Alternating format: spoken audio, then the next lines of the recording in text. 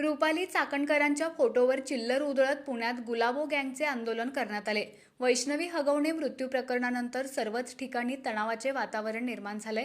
सर्व स्तरातून महिला देखील आक्रमक झाल्यात।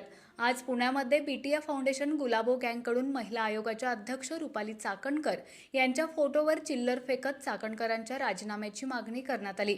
त्याचबरोबर अजित पवार यांनी लवकरात लवकर चाकणकरांचा राजीनामा घेतला नाही तर साखळी आंदोलन करण्याचा इशारा महिलांकडून देण्यात आलाय। पुण्यातील गुडळक चौकात संगीता तिवारी यांच्या अध्यक्षतेखाली हे आंदोलन करण्यात आले। रक्त सळसळतंय की या बाईला मुलगी नाही म्हणून अशी आहे का?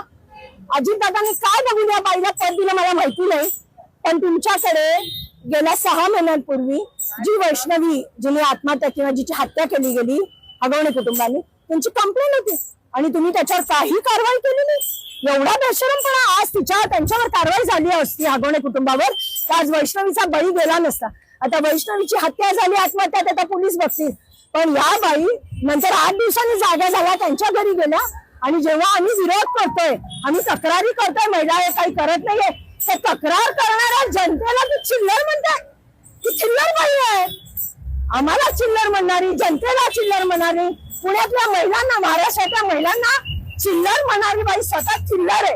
तेव्हा अजितदादांनी ताबडतोब हिचा राजीनामा घ्यावा। महिला आयोग पदाच्या अध्यक्ष पदाची गरिमा घालवली आहे। नुसतं जगामध्ये मला बघा असं चालणार नाही। तुम्हाला खाली उतरून रस्त्यावर उतरून महिलांसाठी काम करावं लागेल। नट्टा पट्टा लाली लिपस्टिक लावायची, चांगल्या चांगल्या साड्या नेसायच्या, नेत्यांबरोबर बसायचं।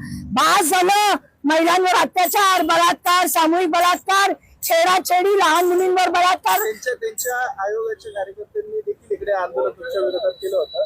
काय नेमकी महिला आयोगाचे कार्यकर्ते असतात का? रुपाली चाकणकरच्या कार्यकर्ते त्यांनी तर आम्हाला इथं वातावरण बिघडवण्यासाठी 4 गाड्या भरून पोरं पाठवली होती।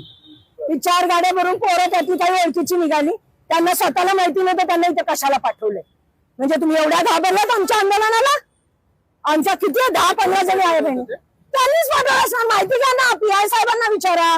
आम्हाला जेव्हा कालपासून टाइम दिल्यानंतर त्याच टायमाला ही पोरं इथं कशी आली आणि कोणती ती पोरं ओळखीची पण नव्हती त्यातली, मग ही पोरं आली कुठनं? घाबरलात का काही आमच्या आंदोलनाला?